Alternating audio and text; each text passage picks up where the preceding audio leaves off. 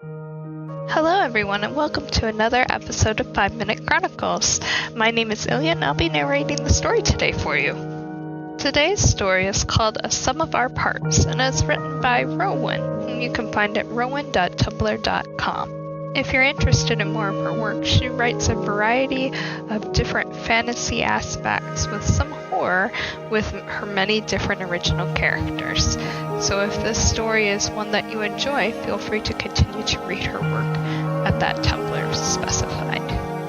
The story today highlights the efforts of Demytrya and Ledwin within their home of erudition in preparing it for unspecified dangers that they found out by an artifact.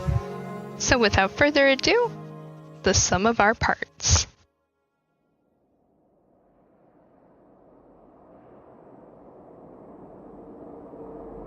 Her head tilted downwards, barely looking at the missive she held loosely within her grasp. Moments drifted into minutes as her eyes slowly fell shut, lips parted as her breath came in slow, contemplative yet anguish-filled draws. The Menethil woman rumored to be in Stormguard, which in and of itself was not even confirmed. The room was empty, the sound simple and empty. Soft crickets chirping in the summer's night, and finally, a sigh deep and filled with confusion. Frustration. Could she truly have kept that from us? What does the Desolate Council have to do with any of this? Menethil Kalia? Her head shook harshly, blonde hair ordinarily pristinely kept disheveled from the many times she worried at it with her hand. The other, holding the missive of what the rumors they had managed to scrounge up remained unconfirmed. The whispers in the taverns and through the farmsteads, fear-laden, and without names as to who had spoken them. They had been trying hard to establish some inroads to communication with the Alliance, at least with the trade networks they were familiar with. All such efforts a desperate attempt to stave off the looming war that, for whatever fell-forsaken reasons they had for waging it, seemed inevitable. Nothing had prepared them for the rumors for what had come to pass the night prior. Surely it was wrong. Even so, she and Ledwin had sent out a definitive directive. Scions are to avoid Brill in the Undercity until further notice. Do not travel through it. Avoid use of all zeppelins flying in and out of this region. Tristfall is considered vulnerable until further notice. Ledwin was working through the details with Hattie of sending Antheve and Arian, relocating with the aged Earth Mage to Rev Enotrea, as she hastily created missives for their allies. It was imperative at this point, both understanding that they had no time to waste, and in fact were within the half hour of notifying the Scions of what they had found. Her heart was still pounding, and hadn't stopped since the night prior. Words ricocheting in her head over and over. This can't be. Demytrya's fingers traced the drawings her own enchanted inscription quill had made in her personal notebook. A redraw of the map that had been displayed on an artifact known to the Scions as Roland's chronocartographical map. One night prior. We do have an artifact that has the potential of understanding what will happen with erudition in the coming weeks. It's not been fully researched, but it could be worth consulting. The one that we obtained from the reliquary? They'd established it to be unreliable, I thought. Guardian Mira ran some scans and found anomalies worth taking into account. Apparently it had only been used once outside the Nightborn domicile. She was able to analyze the signatures and believes that its lack of exposure to the block ley line networks caused its lack of function, and this was actually the anomaly, not the construction of the artifact itself. She turned, her brows furrowing as she listened, peering at him in curiosity. Explain. Ledwin smiled then, standing to walk to the fireplace, his arm lifting until his hand rested on the side of the mantel as he spoke. The artifact has magical reconnaissance, which she believes is a projected chronomancy probe that extends for a period of approximately 3 weeks from what she was able to analyze the magical signature. From there it loops around the planet using astrological data, which signifies why it was malfunctioning in Suramar.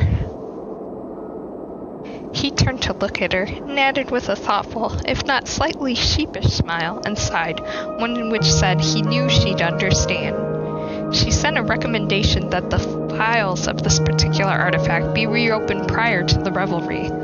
Things have escalated so quickly since then that it slipped my mind, until now at least. Either way, we'll have an idea of what she's talking about, and if she's correct, perhaps even a projection of what to plan for with regards to erudition. I agree with you, and with her then. We'll bring it up with Sol and Adark when they arrive. If nothing else, it may allay some of their fears that erudition will be in ruins. I feel like we've created enough ballast between ourselves that any path that the Alliance Scouts would travel to keep us safe. She smiled in return as they came to an agreement, shortly thereafter heading to the meeting. As expected, the chaplain and envoy of the order, both the stoic and stalwart leads of the Martial Division, agreed to employ the artifact and see what happened. And they had. Present day. Ledwin's hand slipped into Demytrya's, both feeling the weight of the news they had yet to share with the Scions. Their people. Their family. Of course it would be met with skepticism, if not outright disbelief, but they had watched the map and felt its potency. Felt each timeline shifted through, the itch under their skin as each and every one brushed against theirs with the magic of the map. And it had come to show them the prognostication of what was to come. Demytrya turned to Ledwin, drawing on his strength, both working up the resolve to bring to them what was assuredly going to be life-changing for each and every person present. The whisper was barely audible, but enough to offer the same strength he consistently offered her. I love you, Dala Sirfal. Demytrya's hand was lifted, a soft kiss brushed against the back of her knuckles. And I love you. It's time. With that, the Lord and Lady of Erudition had walked slowly towards the town hall, foreboding and dread heavy upon their shoulders, as well heavy within their chests, weighing each step down as they made their way. As they entered, gazing into the sea of faces that had gathered at their call, all unsure, worried, filled with the emotions which had assailed each and every one of them since the push towards the dark shore, they could do nothing but offer truth. Friends, family, it's worse than we thought possible. Worse than we'd ever imagined.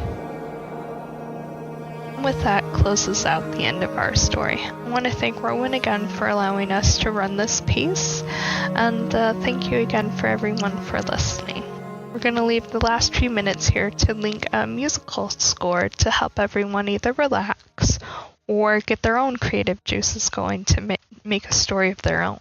The musical piece itself, if you do enjoy it, will be linked down below if you wish to follow that. Something to think to help with the story is the themes. Foreboding, premonitions, something otherworldly. One of very many themes to think about when doing your own story. So, happy writing, and thank you again for listening.